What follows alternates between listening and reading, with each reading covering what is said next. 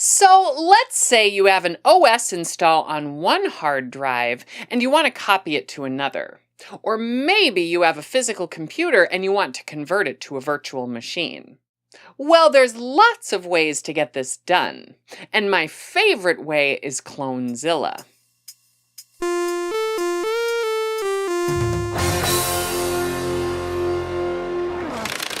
Greetings and welcome to another clone-tastic episode of Veronica Explains.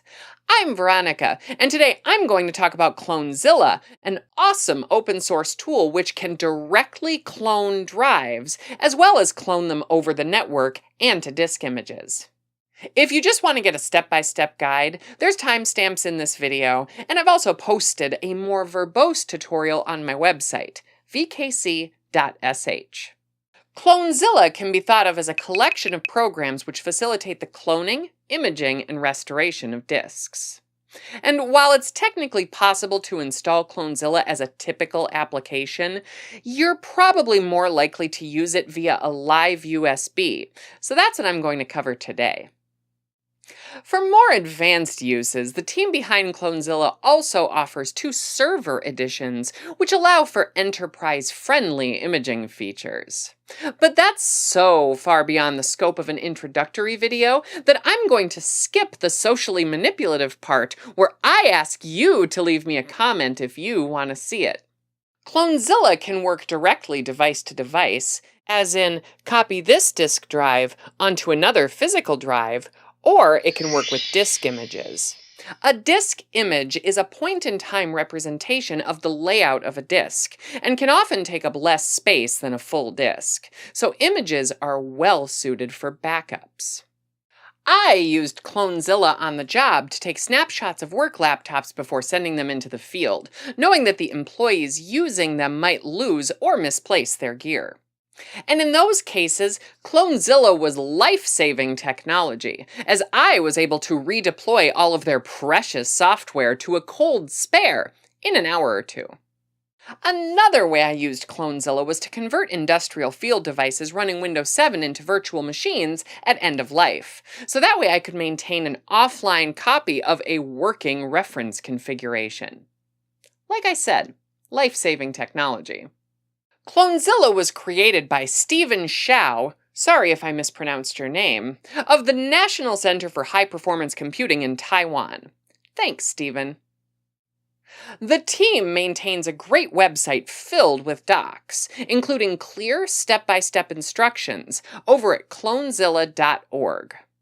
And in my experience, Clonezilla works with virtually any x86-based machine from the last 20 years. And yes, that includes 32-bit systems, virtual machines, and even Intel Macs. ARM isn't quite there yet, at least not officially as far as I can tell. But they might be working on it, and if that's the case, I'll pin a comment or write a blog post or whatever. With all of that out of the way, let's get started with Clonezilla. First, you'll need a USB stick of some kind for flashing the Clonezilla ISO. Clonezilla doesn't take up all that much room, so you can probably get away with anything over a gig. And yes, I've read reports that it appears to work with Ventoy.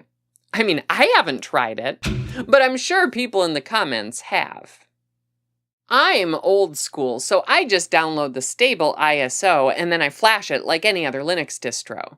And if ISO flashing is new to you, I did do a video about it, but I'll also outline more of this process on my website. Then, if you're copying a disk to a Clonezilla image, which is what I'm doing in today's episode, you'll need a drive to store the image. Now, I think it makes life easier to use a larger drive than the source disk, but oftentimes these images are actually pretty small, so that isn't exactly a strict requirement. If you're cloning a disk to another disk, or restoring a Clonezilla image, then you have to make sure that the destination disk is equal to or larger than the source disk. Clonezilla is not able to break physics and shrink your storage. The destination disk can also be network storage. So if you have a NAS and can spin up a Samba or S3 share, or even just SSH, that might be the best option for you. So here I have a stack of little mini PCs that I rescued from e-waste recently. One of them is running Linux Mint, and I'll walk you through how I created an image of the installation using Clonezilla and then converted it to this VM running on my desktop. And even though I'm cloning a Linux machine in this tutorial, you can also use Clonezilla to clone a Windows machine if that's the kind of thing you're into. My USB stick for booting Clonezilla is this thing, and the destination disk is this external SSD with 2 terabytes of space on board. The external SSD has a folder inside called Clonezilla Images, but you don't necessarily need that. I just think it makes it neater. You boot Clonezilla just like you boot any other Linux Live USB. You restart your computer and you mash whatever key is necessary in order to bring up a boot menu. Then you select the Clonezilla flash drive and it'll start booting right up. You select a language, then a keyboard layout, and then after a moment or so you can start Clonezilla, then choose a mode of operation. Device to image saves disk images, which are often smaller than full-size disks and can be restored multiple times with ease. And for most backup uses, this is probably the option to select. It's the mode I use most often, and the one I'm doing in today's tutorial. Device to device clones the contents and layout of one drive to another. That's great if all you're doing is migrating to a new storage device. The remote options allow you to run Clonezilla on 2 machines connected over a network, and clone one to another. Keep in mind that device-to-device cloning requires destination storage that's equal to or larger than the source drive. Images, on the other hand, can be smaller because empty space isn't stored. Just remember that when you restore that image, you'll need a drive equal to or larger than the source material. The server options are more advanced, enterprise-oriented solutions, which I promise I won't pester you about in this video. For our purposes, I'm going to choose device to image as I want to save a disk image of this Linux Mint install to my external SSD. This offers a ton of flexibility as I can easily redeploy it on this machine, on another machine, on a VM, pretty much anywhere. After choosing device to image mode, you have to choose where it's going to save the image. And in my case, it's the external SSD. But it's super flexible. Here you can specify a local drive or all manner of network locations. Perfect for hosting images in an off-site backup solution. As always, just make sure to test those backups before you rely on them. When you select the local device option, it'll prompt you to insert the drive and wait a moment for it to be recognized before continuing. Here, I'll plug in the drive and then hit enter, and I can see 3 disks: the source NVMe, which is installed in the computer, the Clonezilla USB stick, and the 2 terabyte SSD. This screen provides a good sanity check because if for whatever reason your source drive isn't available, it's probably better to find out here early on in the process. In my case, it's all there as expected, so I'm going to press Ctrl-C to clear the window. It'll take a minute to scan all of the connected drives, and then you get to choose a device to mount as the image repository. That's the destination drive, and in my case, it's the SSD partition at SDB1. Now, after selecting that, it gives you an option to check and repair the file system for the image repository. And I can skip this part because I'm quite confident the SSD's partition is in good working order. Then you get to choose a folder on the destination drive, and in my case, it's that Clonezilla-images directory I mentioned earlier. Here I can see the current selected directory name changed to the folder we created earlier, so now I can tab over to Done to move on to the next part. Clonezilla will show some details about that directory, and then you can press Enter to mount everything and get to the wizard page. Now, I typically use the beginner wizard because the defaults here are probably suitable for most folks' needs. Next, you choose if you're saving a whole disk or just individual partitions. Now, saving individual partitions is a bit of an advanced thing, and I'm just interested in whole disk cloning right now. So we'll select Save Disk. Now we can name the disk image, and it defaults to using the current date as the name. I usually add something a bit descriptive here. After that, we choose the source disk, and in our case, it's the NVMe inside the desktop, which is selected by default. Then you can choose a compression option, and generally speaking, it's probably best to stick with the default here. In fact, it helpfully warns you not to change anything if you don't know what you're doing. Next, it gives you the option to check and repair the file system before saving it. Now, I typically skip this, but if you're trying to image a borked install, you might want to interactively check and repair. After that, it'll ask you if you want to check if the image is restorable, and I typically check because it really doesn't take long. It'll then ask if you want to encrypt the image.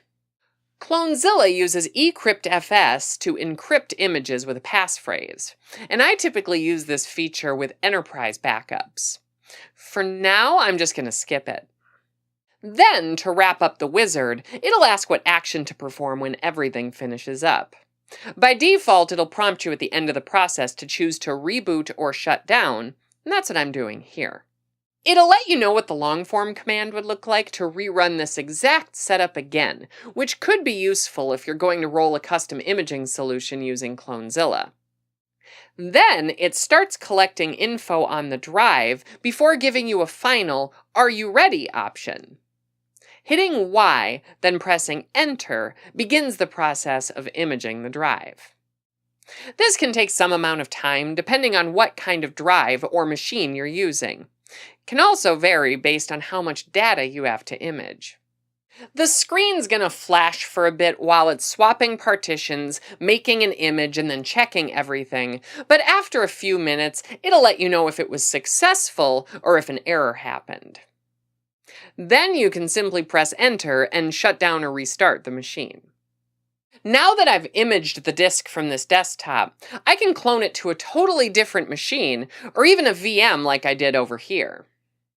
You'll need to make sure that the destination disk is larger than the source disk, because again, Clonezilla can't break physics, and shrinking partitions for reducing storage is well outside the scope of this video.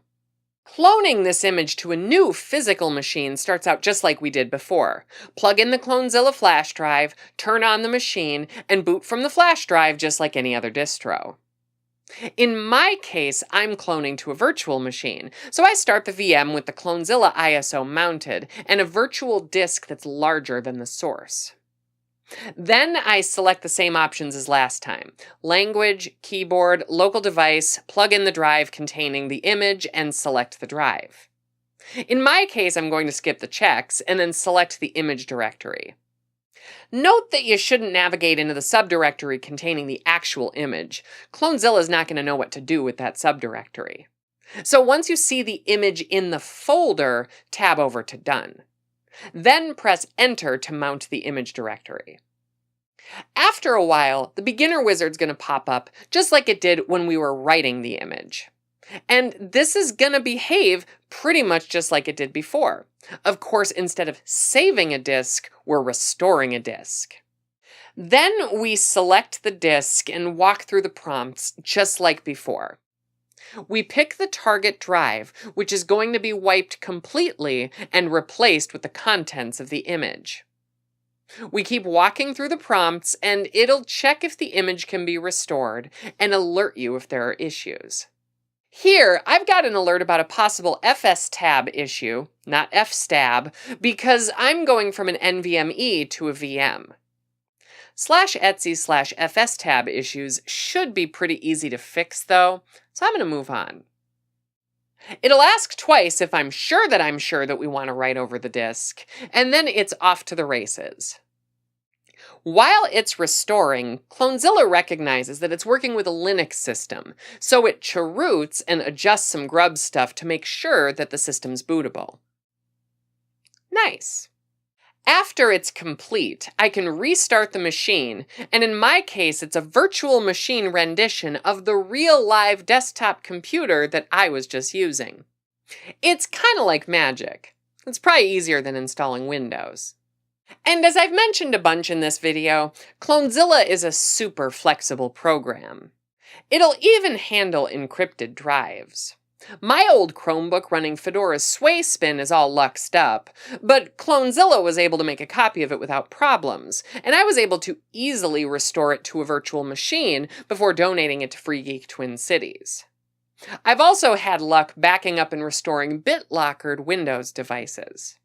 But encrypted devices might use a direct copy mode, which can take up a lot more room for the image. So again, just make sure that you have plenty of space on that image drive. Clonezilla really is a fantastic tool for imaging, duplicating, and restoring disks. And we are so lucky to have such a wonderful tool freely available here in our Linux ecosystem for anyone to use. But that shouldn't surprise any of us because Linux is awesome. And so are you. 1, 2, 3, 4.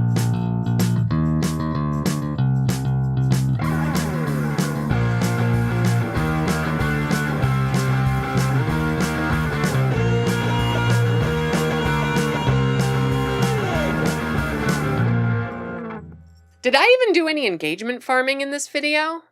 I must be off today.